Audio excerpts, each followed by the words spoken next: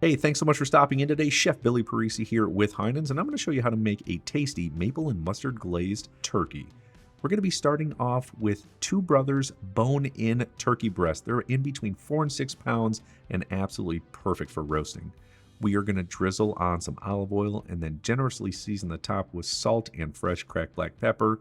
But importantly, flip it over. We're going to add a little bit more olive oil, and we want to season the inside cavity with salt and fresh cracked black pepper as well.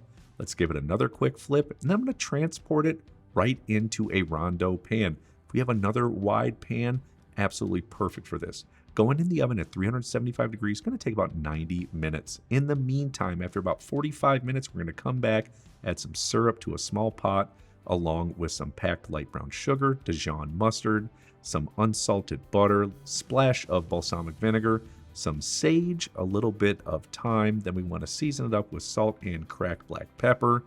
Give it a quick whisk over medium heat until everything is melted and dissolved.